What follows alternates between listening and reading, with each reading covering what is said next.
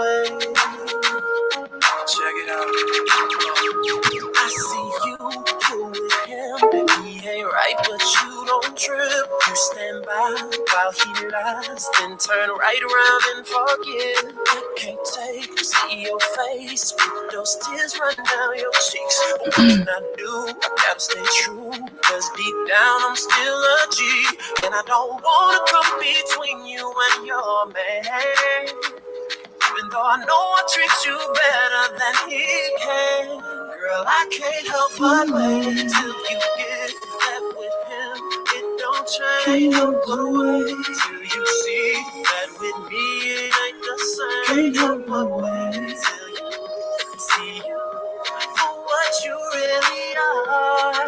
Baby girl, you are a star. I can't help but wait. It ain't fresh, so just let him call the shots. You're a queen, you should be getting all that someone's got. You should be rocking the latest in purses, bracelets, and watches. You're worth much more than an occasional I love you, I'm thinking of you. And I don't wanna come between you and your man, no. Even though I know I treat you better than he can. Girl, I can't help but wait till you get that with him. It don't change. Can't help but wait till you see that with me it ain't the same. Can't help but wait till you see you for what you really are. Baby girl, you are a star. I can't help but wait. Get it together. Get it together. You can do better. See is believing. And I see what you need, so I'm gonna play my position. I'm ready. Let you catch what you've been missing. I'm calling out. I am so ready. Girl, cause I can't help but wait till you get that with him. It don't change. Till you see that with me ain't the same. Till you see you for what you really are. Baby girl, you are a star. Okay. I can't help but wait till you get it, baby. It don't change. Can't help but wait.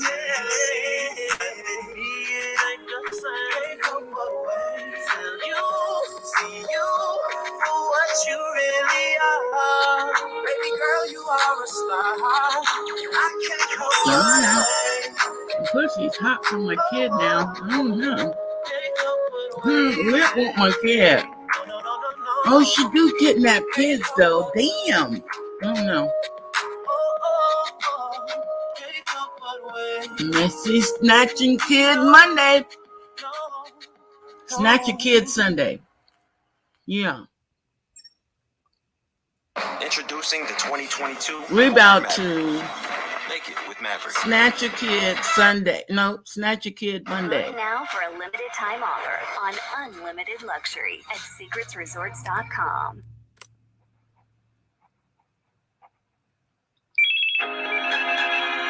Hello? Yo, I'm in the booth. I'm gonna call you right back. Nah, I just gotta put this one part down. I'm gonna call you back. I'm at the studio, man. Man, quit playing with me, man. No, for real. Don't play like that. Lip sessions. This is my lip session. Are you serious? I'm trying to be serious, but this is my lip session. My mama turned gay. My daughter's spreading it wide. My man beating, fucking, raping me. My mama disowning me. It went down at 13. Something happened at 13. What happened at 13, left? It was 13. I'm listening.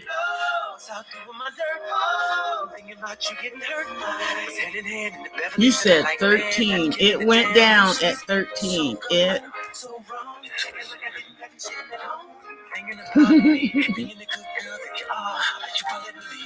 At 13. You said 13 is when it all started going down. What happened at 13? I know you hate me. I'm trying to be your psychiatrist. I'm trying to be your psychiatrist. Lip sessions. These are my lip sessions. Monday morning lip sessions. Yes. I've been snatching kids. Yeah, I did. to my confession. Just when I thought I said all I can say, my shit on the Okay, wait. I remember you sitting at the table saying that you set a teenager up to have sex for the first time and you got to watch. You sat at that greasy motherfucking table, low lip. Now that I know how you feel about sex, don't go yet. Don't go. Don't go, bitch. Don't go. I'm going to disrespect you today. I'm going to give you a heads up. You about to get triggered. You about to be triggered, popped, fucked, kicked, beat, drugged. You about to get talked about. The worst thing ever. You know what you say, don't talk you into existence. Okay. It's YouTube, Hoa. It's YouTube and it's called freedom of speech. Okay, so I remember you sitting at that motherfucking table saying that you set this girl up. You said you got to see a teenager have sex for the first time. Now that I know how you operate, you said you got to see her have sex for the first time. I believe you watched a teenager get raped. I believe you watched a teenager get gang raped. I believe that. Is that why you're saying you're going to be looking for my daughter? Now, I know for a fact that you're in Cruz's pussy. You talk about every move, every word, every video, precise. Every second, every timestamp, every screenshot, every live, you know her every motherfucking move. So you trying to tell me you don't know where my daughter is? Is that what you're trying to tell me? Or you want me to say it again? Let me tell you this, Lip. So now you're after an 18-year-old. Didn't you say you were scared of teenagers? Didn't you say teenagers were really big and you're 4'11" and they're great big and you're scared of them? My daughter is six foot. Oh, fuck. Don't go now, bitch. Fuck, I knew you was going to run off. I knew Monday, Snatch a Kid Monday, was going to light your motherfucking ass up. It's Snatch a Kid Monday, bitch. How many kids have you snatched? Now you're saying you want to snatch my daughter? When you run up on her, when you're 4'11", size 2, goddamn. Chunky's bride, that Chucky's bride, that motherfucking bitch, your little size 2 shoe, that motherfucking video you dropped yesterday, yeah, it was yesterday, with you walking up and down that ghetto, bumpity, crackety, no sidewalk, grass growing up. I don't know where the fuck you were walking, but it was straight ghetto and trash all the way down it. There was holes, potholes in the motherfucking sidewalk. How you walking with them little size 2 shoes, stepping in them big ass potholes up and down that nasty, cracked up, goddamn, fucking it looked like there was an earthquake up and down that damn sidewalk, bitch. And you had those little size 2 motherfucking shoes stomping like you was going to war whore. You act like you was in the color purple, looking for Mister. No, you was looking for Suge. Yeah, you was looking for Suge because you was wanting to eat Suge's pussy. You was like a bee. That's how you is with Cruz. Don't get me started on you. Don't get me started. You talk about roasting. You are so fucking elementary. You think you're roasting? You're elementary. You need to stay over and keep watching people because you cannot roast. You cannot. Just letting you know. And you're not funny. You're not funny. You're not funny. So now I do believe you snatched children because you said you're looking for my daughter. When you run up on her, bitch, she's 6 foot tall. And she knows you very well. She knows you very well. She knows all about you. You think I would send my daughter off to college without her knowing about your dumb, nasty ass? Your 4'11" size 2 shoe bitch stomping up and down a damn sidewalk. You look like a baby doll fucking walking. The only thing is, I know you're fucking 300 pounds. So your feet are tiny and they're screaming, help, every time you take a step. That's probably what's wrong with you. Now, I have some information and I'm about to share it with the people. And then I'm going to finish my commentary. I'm about to trigger your ass today. It's Snatch a Kid Monday, Lilith. That's what it is. Here we go. Shopping for a new look, an adventure, Let's get into or something it, sweet Let. to eat? Let's You get never know into the dark it, ideas Let. and kindness. They want to help people in need. Let's get especially those who into are vulnerable. it. So Hey people can everybody, understand welcome what's to going Psychology on. Element. There's nothing a narcissist loves more than an empath. What's not to like? Their good nature makes them willing to believe everyone is good-natured and of equal value of the same kindness. They want to help people in need, especially those who are vulnerable, or at least appear vulnerable. The narcissist's perfectly crafted tragic backstory, filled with stories of them being a victim, will make the empath rush in to help. Their seemingly friendly and non-judgmental nature will make an empath feel like they can confide in them, trust them with their secrets. All of this makes them easy prey for the narcissist. Too often, empaths who aren't as emotionally strong get wrapped up in a narcissist's manipulations. Often, this happens because empaths notoriously have low self-esteem, making them more prone to falling for a narcissist's gaslighting and becoming dependent on them. However, there are some empaths who are unsusceptible to a narcissist's tricks. There are a few different names for these types of empaths, as researchers have yet to coin a term for them yet. But they're a type of empath who doesn't meet the typical empath profile. For the purpose of this video, we are going to refer to them as super empaths. If you are an empath who feels you might have a narcissist manipulating you, and you're wondering if you have what it takes to destroy a narcissist's ego, keep watching. Because today's great psychological video is how and why a super empath can destroy a narcissist. Be sure to stick around.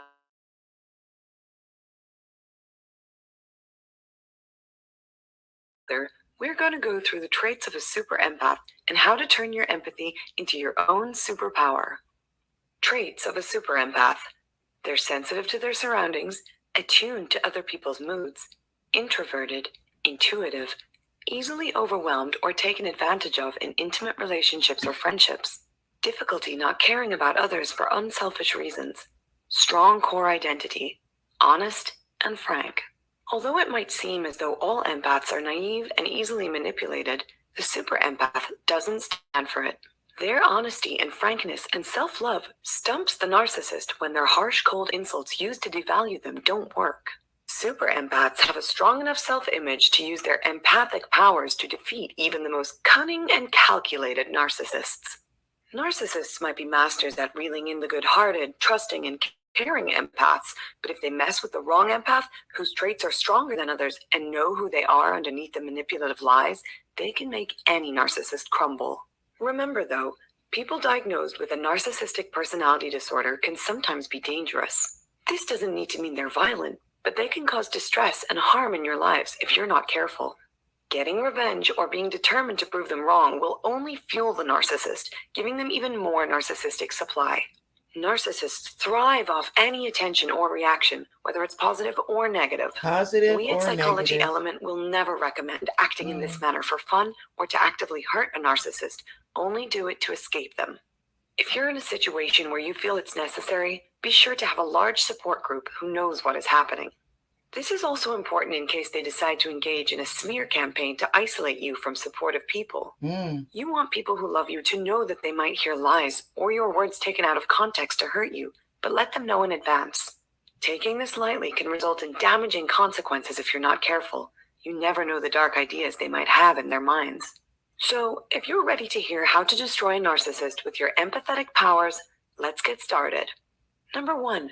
Their intuition can detect manipulations. Empaths are very underestimated, especially super empaths. Their good-natured personalities and tendency to be over-trusting can make them seem naive, gullible, or incapable of standing up for themselves. It's true, empaths can be naive and fall for lies because they see the best in everyone. This might get them into a tricky situation with a narcissist because their guards were down at the beginning. However, unlike people with lower empathy, they're more intuitive and can see patterns developing much faster before they're in too deep. Baby. Super empaths I think can I got feel the right emotions video. and detect motives quickly. So, the moment an empath feels maliciousness, especially when it's so far off from their own natural state, they know something is wrong. Normally, a narcissist can't keep their masks on for an extended period of time and try to leave their partners dependent on them quickly. Okay, so but the empath. She said she's looking for my daughter now.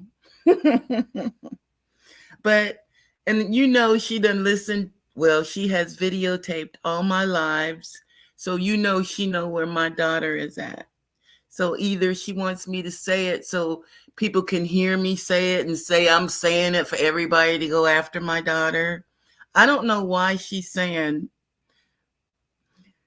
yes, I got good information this time. I got it right. I don't know why she's saying that she knows where my daughter is at. Because if you run up on a university campus talking about looking for 2300 Jackson's daughter, you're going to be in a whole bunch of trouble. You're going after a teenager now. My mouth must be pretty bad. But let me show you why you're after me. Let me continue. Empath is nearly as gullible as you might think. It might take them a while to realize the narcissist Let me rewind is it lying back a little bit. There you go. Everyone. This might get them into a tricky situation with a narcissist because their guards were down at the beginning. However, unlike people with lower empathy, they're more intuitive and can see patterns developing much faster before they're in too deep. Super empaths really can ready to feel go to emotions jail and now. detect motives quickly. So, the moment an empath feels maliciousness, especially when it's so far off. Oh, wait a minute. Wait. You know something. Don't try to hide the video because I already got it. I stamped it. I sent copies out already. I've already let the family know. I've let everybody that I know that you're looking for my 18-year-old child. Now, she is a child. Now, what I really think you're upset about is that I made it all the way through YouTube without nobody calling CPS, with nobody doing a welfare check, with nobody making videos on my daughter, with nobody putting pictures up of my daughter, because I laid low. I saw how you guys did other people. I saw what you guys were doing. I saw you calling CPS. I saw you guys dragging people's kids. There is no way I was going to open my motherfucking mouth for you to run my daughter down in the gutter. She's over in a university. Go run up on her. You're going straight to motherfucking prison. You're going to prison, whore, not jail, prison. Okay, let's continue. Snatch your kid Monday. Something is wrong. I knew you snatched kids. I knew you snatched kids because you get too upset about it. When 2K brought it up, you would get so heated about anybody saying you snatching kids. You in a ring or something? You in a ring of where people go around snatching teenagers? Is that what you do? I don't know. Of time and try to leave their partners dependent on them quickly. But the empath isn't nearly as gullible as you might think. It might take them a while to realize the narcissist is lying to make you swoon over them. But as soon as their mask begins to slip, the empath catches on. Number 2, they often have a core identity and high levels of self-worth. Super empaths have high levels of self-esteem, self-worth, and a strong sense of identity. If you've ever wondered why having a good sense of self is important, because it is a bit of an abstract concept, here's a perfect example. Gaslighting is a common manipulation tactic used by narcissists. The term is derived from the 1944 film titled Gaslighting and surrounds itself around a married couple. Slowly, the wife starts believing she's insane and loses sight of who she is. Meanwhile, the husband is repeatedly dimming the gas lanterns and telling his wife she's hallucinating when she comments on the changing lights. Eventually, she's driven into insanity. So, how could a strong sense of identity have helped the wife in the classic movie? Well, if she had high self-esteem and knew exactly who she was, do you think she would have believed she was hallucinating? She probably would have looked back on her life and thought of all the times she hallucinated, noticing it was 0, and told her husband to fix the lights because he's the crazy one for not noticing. A super empath with high self-esteem knows their worth and doesn't forget who they are, even when someone is telling them they're wrong or crazy. Instead, they might drive the narcissist crazy, sometimes making them a conquest. Their empathy makes them perfect for giving the attention they crave, and their self-esteem makes them both attractive, envious, and unattainable. If you like what you're hearing and want more free psychological content, click the subscribe button for updates on our new videos. Number 3. Empaths listen carefully and remember the small details. Narcissists are, well, narcissistic. They tend to think they're the smartest people in the room and the only ones incapable of preserving information.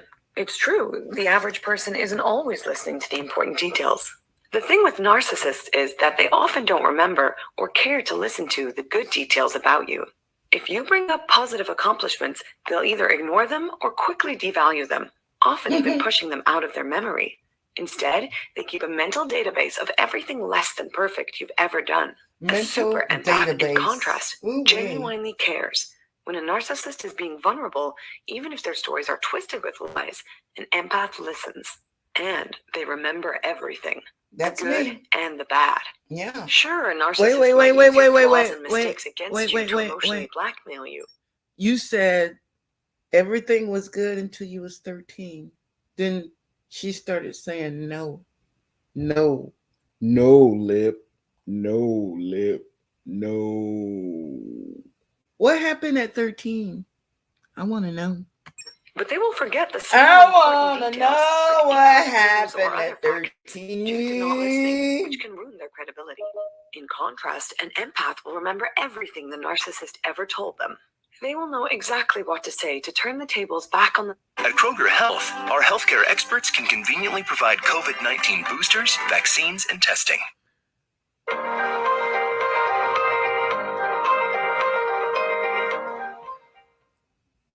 the narcissist and retain control of the situation by humiliating them. Humiliation is a narcissist's biggest weakness.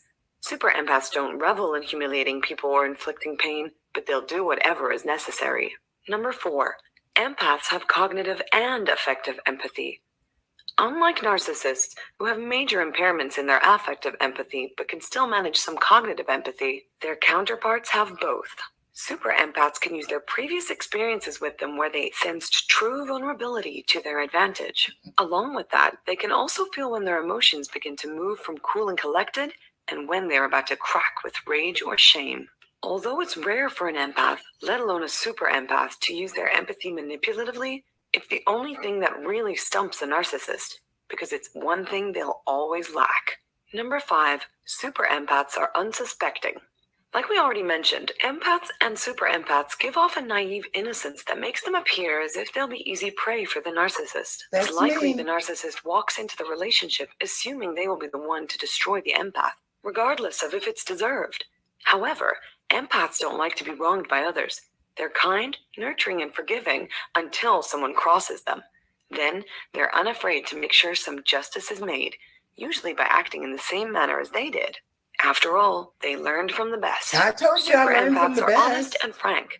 They don't like to beat around the bush and won't play the games the narcissist wants to play. When the narcissist threatens to ruin the empath's reputation by sharing secrets to keep them dependent, the super empath will share their secrets first. Although empaths feel shame and guilt, they will take the narcissist's power away at every opportunity. And that will destroy the narcissist.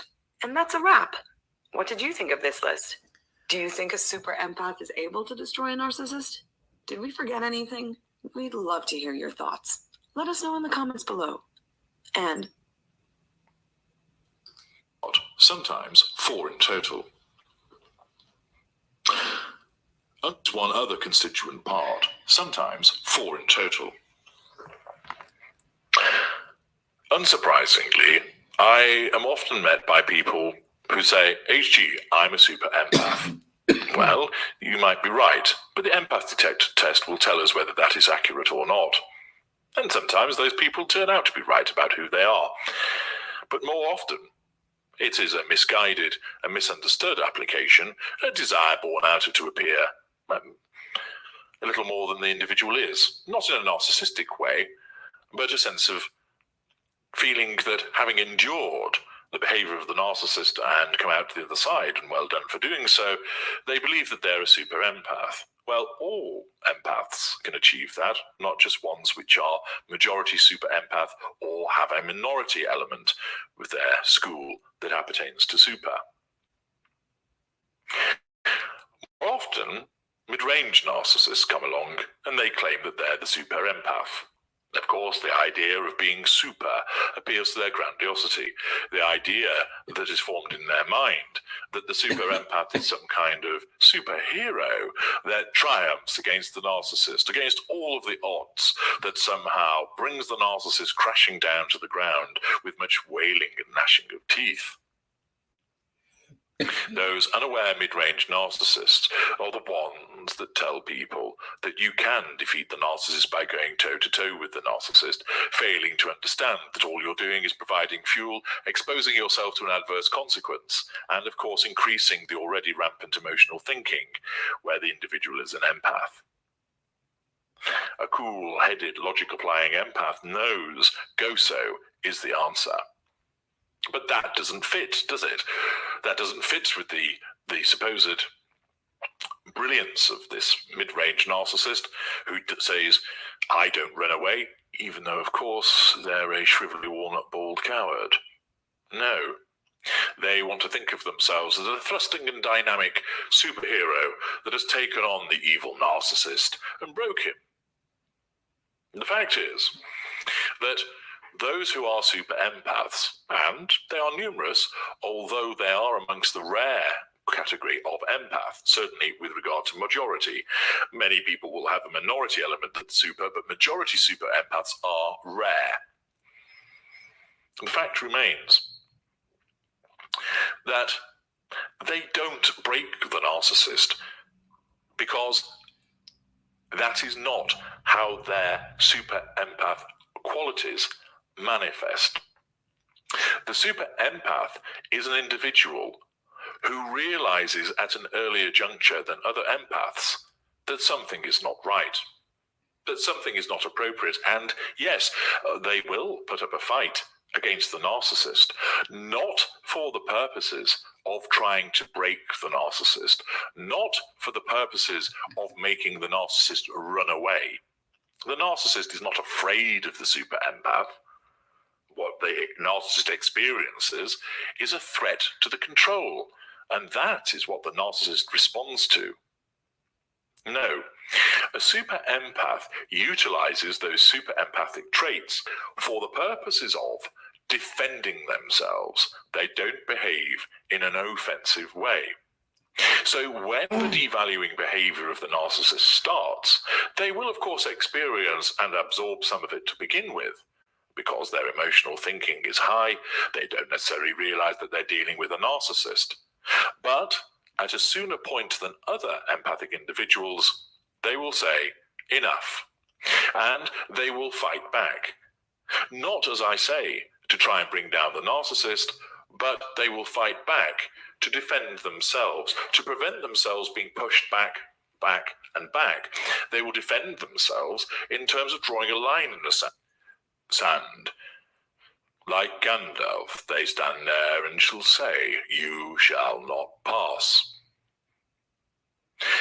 Their role is not to go on the offensive towards the narcissist, whether it's lesser, mid-range, greater, or ultra, but rather to stand their ground.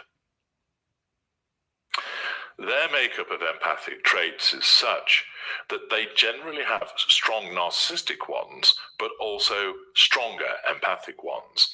And when they are subjected to the eroding influence caused by the abuse that they are sustaining at the hands of the narcissist, their narcissistic traits of pride, for example, argumentativeness, come to the fore. Their empathic trait of justice shines, so that they say, I will argue the position in order to assert that I know that I am right.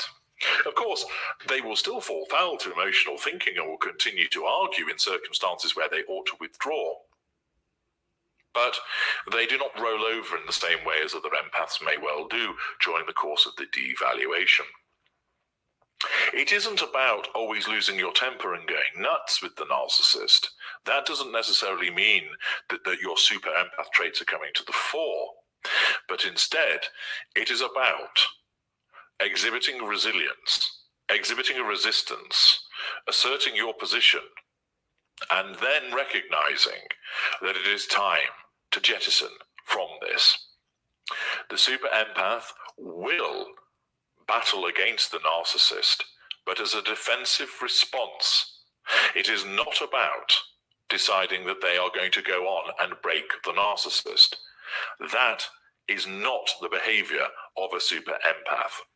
Of course, driven by high emotional thinking, that may cause them to consider taking such steps, but they are more likely to remove themselves from the toxic nature of the narcissist and then look again to defend themselves through their no-contact regime.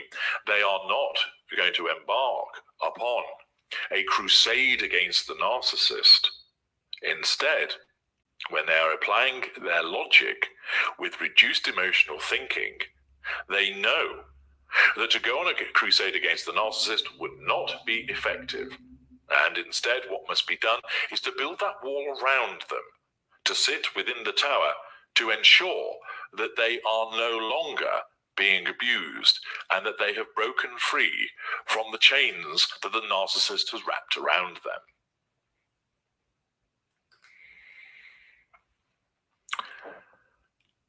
The super empath is made of stern material and is more readily able to resist the negative behaviors that the narcissist engages in during devaluation. This doesn't lead to the narcissist being broken, but what it can lead to is the narcissist disengaging, because particular narcissists, the lower echelon ones, are not able to impact on the super empath in terms of the assertion of control. Fuel will still be provided. The super empath will not be able to govern their responses to such an extent as to avoid the provision of fuel. They may, of course, be able to dial down their provision of residual benefits, in effect by striking in terms of the provision of them. But what they are more readily able to do is to become more difficult to control. All narcissists are attracted to super empaths to begin with because they are an empath. However, only certain narcissists are more able to control the super empath. Lower echelon narcissists struggle and therefore are more naturally inclined to choose different empaths to that of super. Of course, they would like to be able to control the super empath, but their narcissism is more discerning with regard to their selection and is more likely to choose, for instance, somebody that is a codependent majority rather than a majority super empath at the outset of the relationship. Once devaluation occurs, the super empath is more readily able to resist the controlling machinations of the narcissist. Of course, a higher echelon narcissist, to greater or the ultra, will enjoy and relish this challenge and opportunity to flex the manipulative muscles, but mid-rangers and lessers are more likely to break off, as this would result in a disengagement trigger, in effect caused by either the super empath being too difficult to control, or in effect the narcissism recognizes that the super empath is onto the narcissist that has worked them out, and therefore the responses of the super empath have altered accordingly. But it is not the case that only a super empath can break a narcissist. Empaths invariably don't achieve this because their addiction to the narcissist means that certain of their traits keep them locked into the dance with the narcissist. For example, trying to heal and fix the narcissist to get to the truth of what has happened in the relationship, to be compassionate towards the failings of the narcissist that are being exhibited in the relationship, to show decency, And that doesn't mean breaking the narcissist.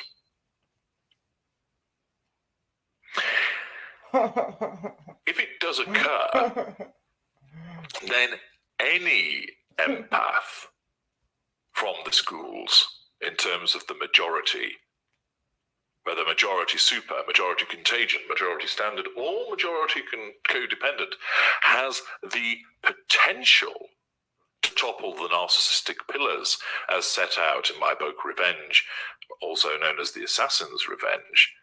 But few actually get to that point. The reason being that their natural empathy causes them to decide against taking that action when they have reduced their emotional thinking. Of course, a super empath is potentially more likely to be the type of empath that might move on to an assassin's revenge and topple those relevant pillars, but even they are likely to gravitate towards the no-contact revenge rather than seek out the assassin's revenge. And as I've explained, it's not the case that only a super empath can achieve the toppling of these pillars. All empaths have the potential to do it, but whether they will is another matter entirely. Ordinarily, they are unlikely to do so. The reason for this is that if they attempt to do this at a too early stage, their emotional thinking will be too high, and quite simply, they will fuck it up. The assassin's revenge will not be achieved, and it doesn't matter whether it's a super empath or a codependent empath. The attempt to impose the assassin's revenge on a narcissist where the emotional thinking remains too high because it's far too early in the start of the no-contact regime means that it will fail. Instead, what must be done is there must be a period of at least 6 months total no contact to reduce that emotional thinking down to the lowest level. And it is at that point, if, and it is a big if, the relevant empath still wishes to embark upon the assassin's revenge and topple the relevant pillars, then they are far more likely to be able to achieve it because they will be doing it from distance, keeping their emotional thinking low, acting like a sniper, utilizing cool, hard logic.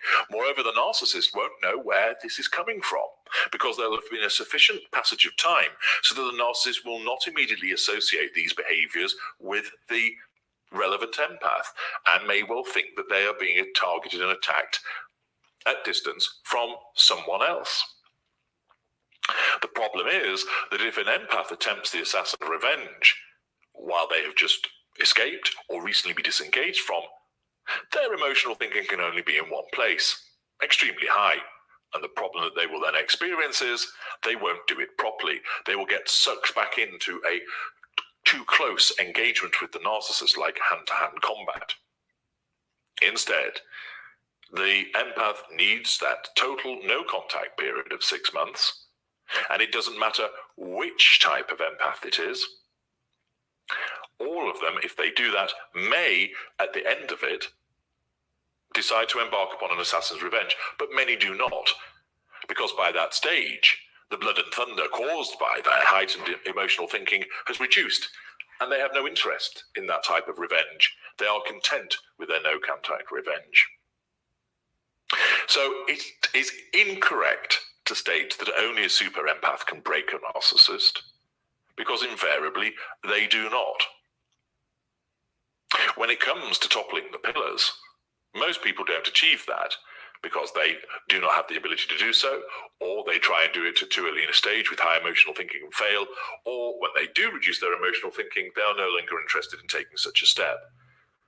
But if an empath wishes to do that at the end of that 6-month period, then it is not only the super empath that can do it, but codependent, majority contagion, or majority standard can also achieve it.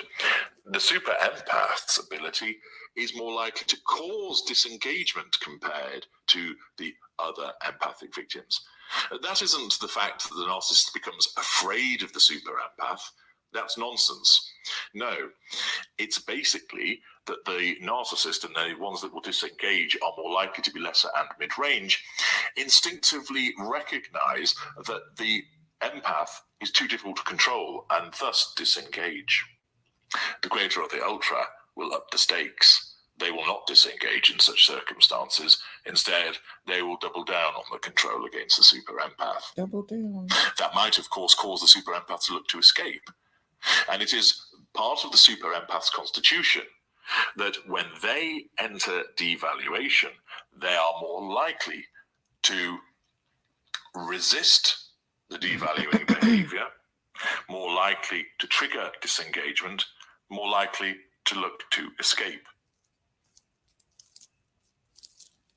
They don't have the descent towards numbness and malfunction at the same pace as other empaths. They can still get there, but they are far less likely to hurtle towards numbness and malfunction like other majority categories of empath are. So where somebody suggests that only a super empath can break a narcissist, they're wrong for a variety of reasons. And once again, that misleading information has just been given the Tudor treatment. I'm H.G. Tudor.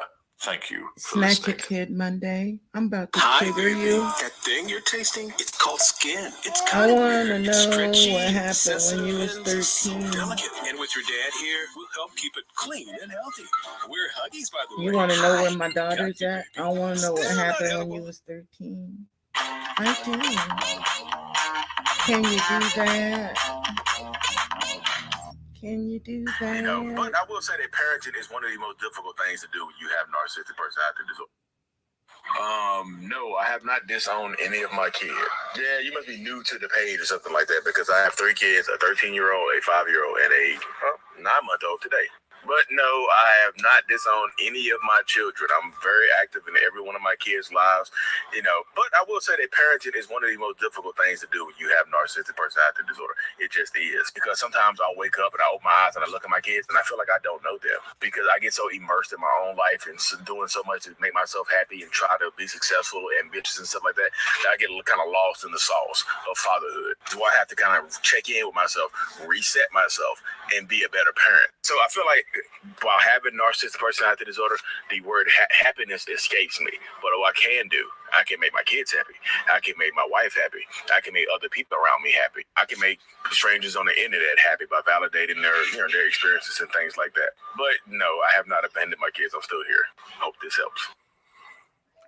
What is going on, beautiful people? Welcome to another episode of A Narcissist Explains. I am self-aware diagnosed narcissist Lee Hammett, and I use my platform to raise awareness for narcissistic personality disorder, get more people into therapy, and validate the victims and survivors of said disorder. This series right here is dedicated to just taking my TikToks and YouTube shorts and making them longer. They are 60 seconds or less. This is going to be a little bit longer than 60 seconds if you've been here before. So the video you just watched was about, somebody asked me, I guess they were new to my page, came on there and asked me, had I abandoned my kids? Like, how am I a narcissist or whatever? Didn't I abandon my kids? You know, I had to correct that person. I wasn't trying to be apprehensive or mean because I felt like that person, they didn't follow me, so I feel like they were new here. I did not abandon my kids. I'm very, very involved in all my kids' lives. And I, like I said in the video, being an active parent is probably one of the toughest things that you do as a narcissist. Is being an active parent, trying to be an active parent in your child's life and your kids' lives. It's probably it's a tough task because, like, you know, just having narcissistic personality disorder in and of itself is a selfish disorder. It's like it's egotistical. It's selfishness. Like we are about us first. It's a me first type of thing. Me first. If you get hurt in the orbit of me making myself happy, then you are collateral damage. That includes wives, kids, family members, co-workers, subordinates, supervisors, anybody around us. If we Anybody are trying can to make get ourselves happy and fulfill something that we want to do, fulfill one of our impulses or our urges, you get hurt, you literally become collateral damage to that narcissistic person. And like I said, just like I said in the video, sometimes I'll look at my kids and they'll be doing something and I just be like, hey, I don't know, when did you start doing that? You know what I mean? I have a 13-year-old, a 5-year-old, and a 9-month-old. And it's just like all of them are at different stages of their lives. You know, I got an 8th grader, a kindergartner, a pre-K, and I got somebody who's just crawling, all of them at different stages of their lives. All of them got different personalities. All of them kind of look like me, and this is wild trying to keep up with them and trying to keep up with making myself, like trying to keep doing stuff and moving forward in my own life, so that I'm not feeling like a cesspool of just sadness and anger and things like that. So I'm trying to, I literally, this was one of the things I try the hardest with is to try to be an active parent. You know what I mean? Literally have to try. I had to force myself to do stuff with my kids sometimes. I literally have to, because my internal brain is telling me to do something for me first. So like I say, I'm self-serving. I'm going to be a self-serving person. First of all, I can't not help that. It's a personality disorder. I cannot get rid of it. It's going to be me. So I have to make active choices. I have to make active thought processes to do stuff for my kids. Even though sometimes I don't like doing stuff for my kids, like I don't like doing stuff that they want to do, I force myself to do it so they have that memory, and so I have that connection with them. Do I enjoy doing it, watching them grow and stuff? Yeah, I love watching them grow, and I don't want them to be like me. You know what I mean? I don't want them to have my mindset, my thought process, and things like that. So because they have a parent with narcissistic personality disorder, they're all probably going to end up in therapy, and that hurts me to say because they'll end up in therapy because of me. You know, who wants to hear that? Yeah, who wants to hear that your kids have to go to therapy because of you? That hurts me. Like people are like, you're a robot. Like, your feelings can't get hurt. That hurts my heart. And I think about that. I'm just like, so I am actively trying harder to be a better parent. I'm actively trying harder to be, just involved in my kids' lives more. It's an active effort. It takes active effort to do that, to be a self-serving person and then go out of your way to try to serve others. It is one of the hardest things to do with having this personality disorder. I would tell you that's the toughest uphill battle. You know what I mean?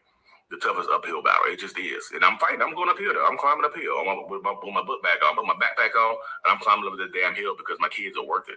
You know what I mean? I didn't get that. I get jealous of my kids too. I get jealous of my kids because they got a dad in their lives. You know, they got a dad that can take them to the YMCA, shoot with them, go to sporting events, cheer for them. Go to the movies, take them to the movies. Just turn it there, just do stuff. I get jealous of them for having a father, and I am their father. You see how that works? That's weird. That's a weird ass mindset to have, y'all. That's the duality of being self-aware right there, because self-awareness brings pain sometimes because I'm aware of it. I can think of it. I'm like, y'all gotta look at you growing up with a dad. You know what I mean? That's how my mind works, y'all. There's people like, Lee, this is sick. This is your sickest episode, Lee. I used to have respect for you, but now I can't do that. I can't vibe with you anymore, Lee, because of this. I don't know what to tell you. I really don't know what to tell you. You know what I mean? I do think it's funny, but like I said, because my mindset, this is my mindset. I can't change my mindset. I wish I could sometimes, but like this is who I am. But I'm battling through it. I'm battling through it. I'm fighting through it because, I tell people my kids deserve the best. My kids deserve a fighting chance to have a good life. They deserve to grow up better. Your kids deserve to grow up better than you did. You know what I mean? If I was going to remain as this super toxic person that I've been my whole life, if I was going to remain that, my kids would all grow up and be completely destroyed individuals. If I were to remain that, and my wife didn't leave me or stuff like that. I know my wife, she's strong enough. If she sees me diverting back to my old behaviors, she'll dip. And deservedly so, she'll leave. Because she'll leave because she needs to protect her kids. She might love me and care about me, but she needs to protect her kids growing up and stuff like that. So if she feels me going back down that pathway, she can leave. I would advise her to leave. Like, take the kids to go, because I can't do this. Because I don't want to mess my kids up. A lot of you people, sometimes you get in these situations where you love your significant other so much that you're scared to leave. I want 100% of custody, but you unhappy. Your happiness matters, y'all. Your happiness will affect your parenting. I don't care who you are. Like people say, I can make it work because I can make it work. I can make this. I don't have to be happy. Yes, so wait a minute. Wait. Trickle down. I remember you sitting at the grease bowl table saying that your husband, the one that raped the daughter, family called your kids mutts, puppies, coyotes. What do you call them? Dogs? I don't know. What did you say? Mutts. So you was a dog having puppies or mutts? Mutts is mutts. That's a mixed breeded dog. See, I forget about that because my dogs are full breeded. Full breeded means they have papers. Means they wasn't fucked by brother and sister. Means that they're, they've been bred right. They've had the best upbringing. Their parents were brung up the correct way. That's what it means. Papers. So when your Spanish husband at 13, 14, 15, 16, 17, however old, that man, that rapist Spanish man, when he brought you to his family, they called your kid a mutt. Wonder why? Wonder why? Why you didn't take him to your mother's? Why you didn't take him to your mother? And your mother's supposed to be there for you with your first child? Why you didn't take your daughter to your mother's house? Why did he have to take your mutts? Well, it was only one. To his house and his family, for his house to mistreat you and your daughter. Why'd you set your daughter up to be raped? Are you sure it was the husband that raped your daughter and not the husband's family that raped your daughter?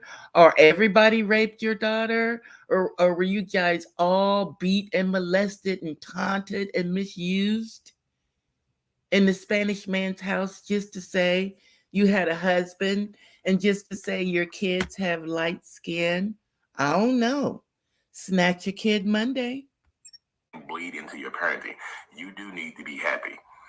You know what I mean? My wife, she's happy. We're happy. We actually taking a beach trip. We're going on vacation. Now, I think it's our first family vacation in forever because I've been working so hard. She's been working hard. We just going to get out of here. But I'm working hard for my kids because they deserve a hardworking father that's going to be there for them. Your kids deserve a hardworking parent that's going to be there for them. So if you are a narcissist watching this, if your significant other has called you a narcissist, you think you have narcissistic traits, go get help. Your kids deserve better. We deserve better. You deserve better. You yourself as a narcissist, you deserve better. You deserve a better quality of life. You deserve it. You just have to believe that you deserve it. I know it's tough thinking about this type of stuff. I know it's tough to deal with. And y'all, I'm recording it. Like, I don't know if you see this camera shaking, and I'm recording this on my phone right now. Because guess what? The camera died again. You know what I mean? But that's how it goes, though. Thank y'all for tuning in to another episode. I really, truly appreciate y'all. I'm thankful for every single one of y'all. Mental illness is out my time. As we've discussed in previous video on enmeshment, that narcissists get too close to their children, and I'm not talking emotionally close as in overly loving, although they can't overly love them, but they put to hurt you and to control you. You know, this is something that came to me, and that is how narcs really expect bad karma. A narcissist really expects to have bad karma. Why? They expect to have it because they know that they aren't doing anything that deserves good karma, that will bring them good karma. They're doing everything that they can do. They're doing everything in their power to bring on bad karma. Now, their intent is to hurt you and to control you. That's the intent. They're not doing things because they love bad karma. No, that's not the case. They are doing things because they love having control of you. It feels good to them to know that they still have control over you, even if it requires them to receive bad karma. They also look out, well, they try to look ahead, in different things. They try to look ahead and see ahead. They try to do things on a level where, they can foresee what to help them control you. So what I mean by that is a narc, they will get into black magic, dark magic, rather. I don't know why we call it that, but they will get into things like witchcraft, because they want to dictate what's going to happen to you. They get into things like witchcraft because they want to know what you know. They want to know if you really see them doing what they're doing. They want to know how long do they have to really torture and get away with doing bad things to you before you're going to end up cutting them off. So they want a cheat sheet, in essence. They want a cheat sheet. They want to know that they can go to their other supply. And, you know, it takes them a while to groom somebody. Oftentimes, we really think that a new supply is somebody that they just met. They're not leaving you for somebody they just met. They have to vet the person. They have to make sure that this person is, first of all, good supply. They also have to make sure this person can take the punishment. They have to see what level of punishment can I take this person to before they quit, before they jump out, before they say, okay, that's enough. I've had enough. I can't take any more. I'm out. They have to know that, because there's no need in them running and cutting supply that they have, which is you. There's no need for them to cut you off, and they have not secured the other supply. They want to make sure that the other supply is wrapped up. They want to make sure it's wrapped up. They don't want a situation where, you know, they've cut you off, and now they're scrambling to see if this other person is even potential supply.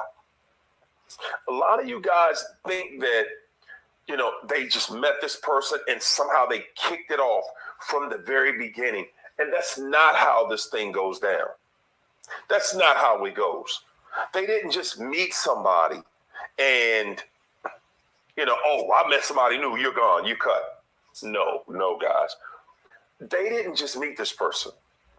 They've been grooming this person for a long time.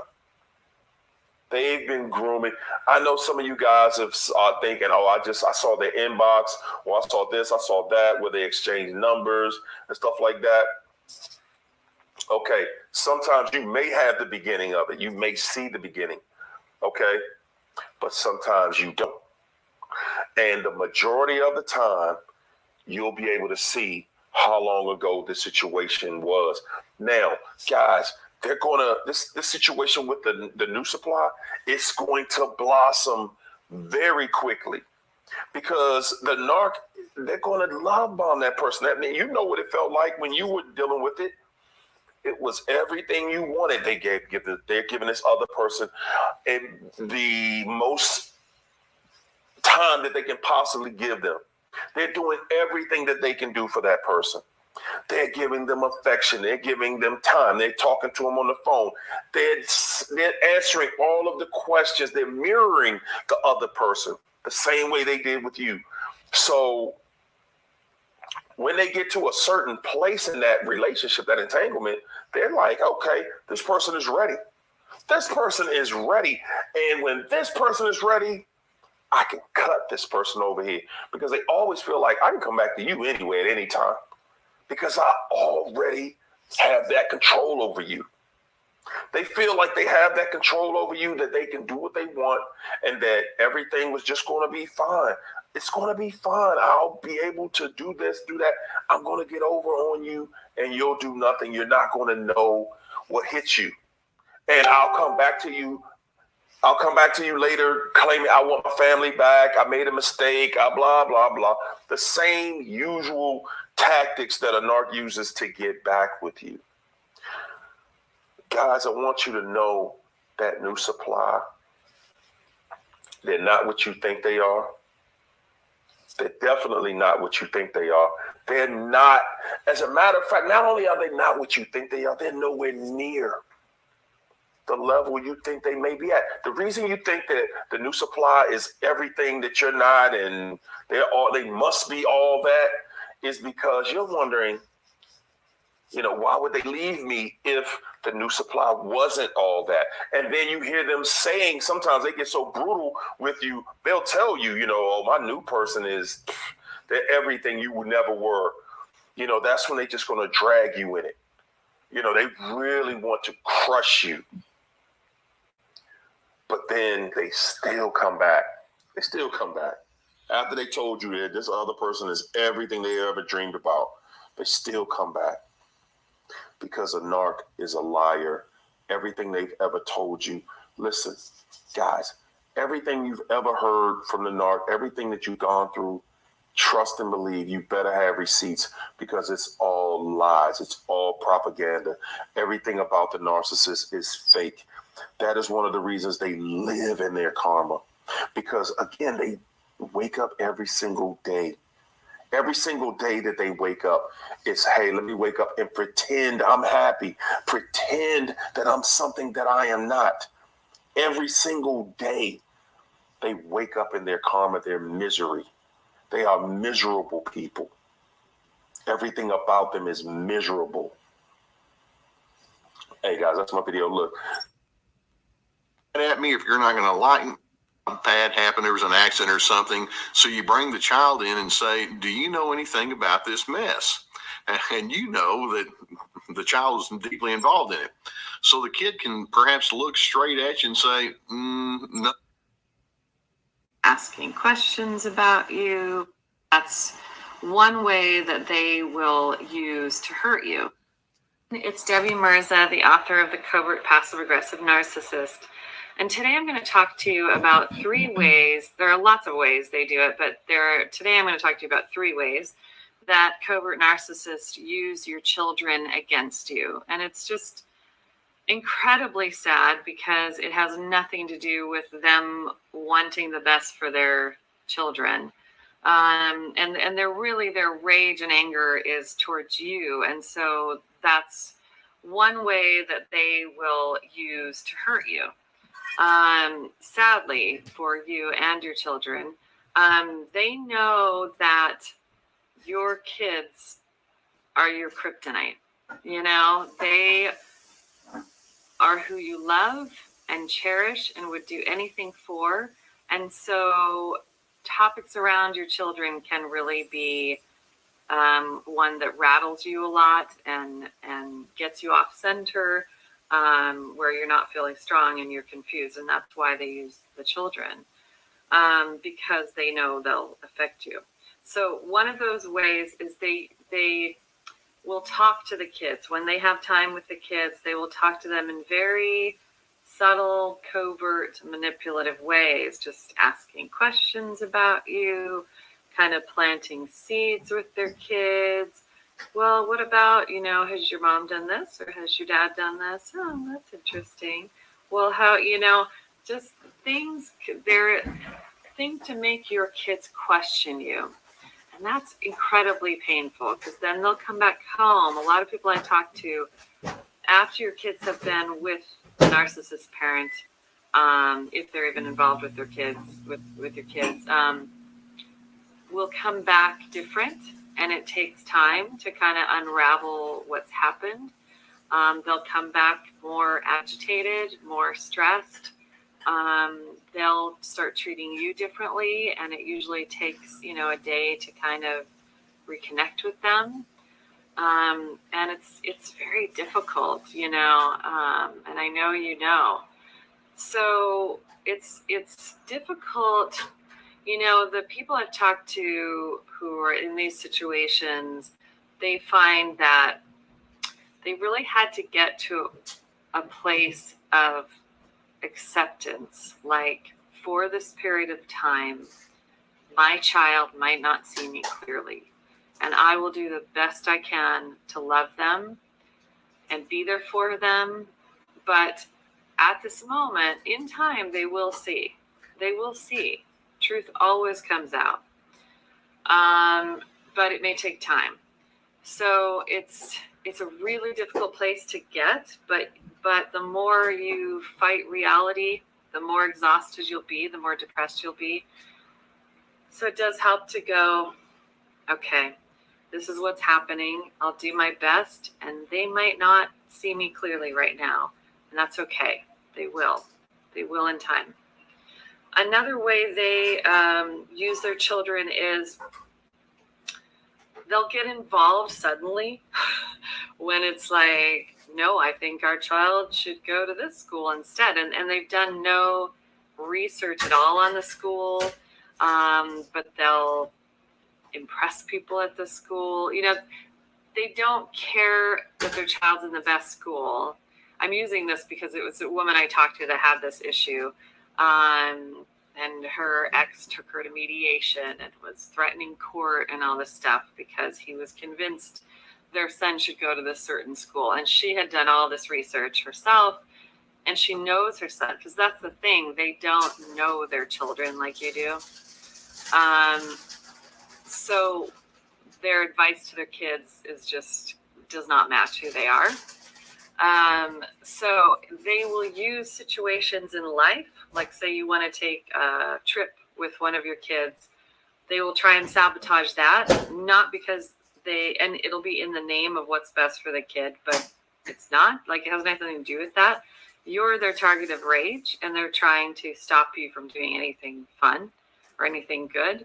And if they can use the child to stop you from doing things, they will. And it has nothing to do with the kids. That's the sad part.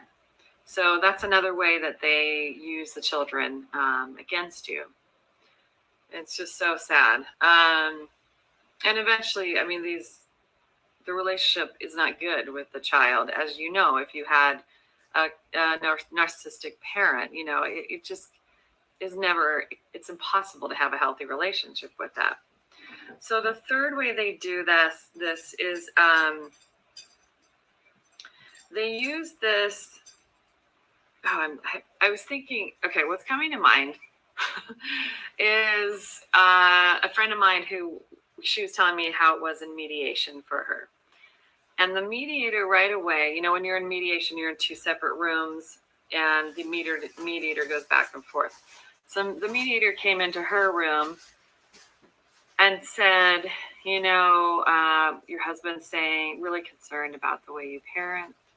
And he's saying this and he's saying that. And she was just like freshly getting a divorce and still trying to figure things out and shocked by his behavior. And he was bringing up the kids right away because that was her kryptonite.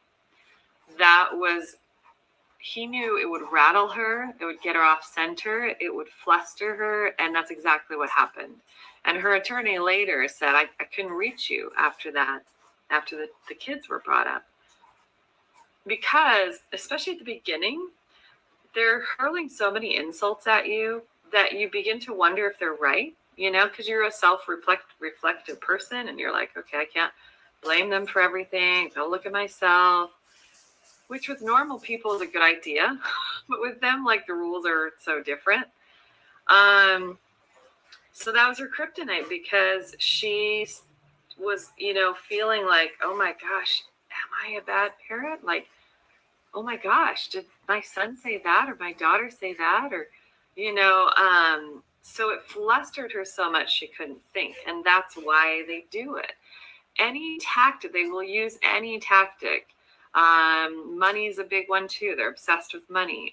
Anything to control you, anything to destabilize you, to get you unhinged, you know, and where it's just reactive. You're just constantly emotionally reactive.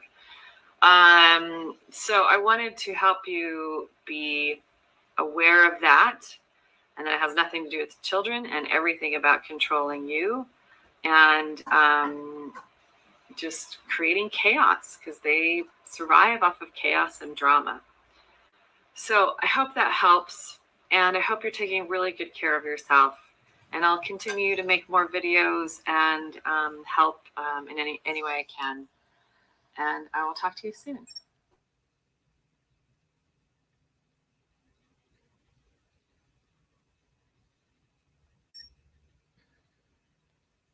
They consider it theirs. And if you have children with a narcissist, please listen on. I know this is a very difficult subject and can be triggering anxiety and grief in you, but please just listen, because just acknowledging that this is happening is an important first step to actually doing something about it. So, of course, narcissists, you cannot put them all in the same box. They are all different, and they will behave different and do different things. But I'm speaking in general terms, and I'm sure you can elaborate with examples from your own life. So I grew up with a narcissistic father, and narcissists, it seems that they're not born with this dysfunction. It seems that the healthy narcissistic traits that we have from the get-go are enhanced by an unhealthy upbringing. Okay, I know, an you're not unhealthy born with environment it. in their childhood. You're So made. my father was made a narcissist. I by said his it, made. mother. And of course, it's very relevant to ask if I am then also a narcissist. And I probably had some traits in my 20s that was narcissistic. And I've worked hard to get on the other side of that. However, this shouldn't be about me. It should be about the narcissists. My father was clearly sexualizing me. When we are children, or children of narcissists are not considered to be individuals. They are not considered to be something else than a narcissist. To the narcissist, a child is a perfect part of themselves. You are not an individual person with other thoughts and needs and opinions than the narcissist. You are an extension of the narcissist, just like their arm, for example. They have an arm and they have a kid. It's also an extension of them. And that's why you are also a property of the narcissist. You are owned by the narcissist. They would never admit to this, of course, but this is how they treat you. They treat you like you are the property of them.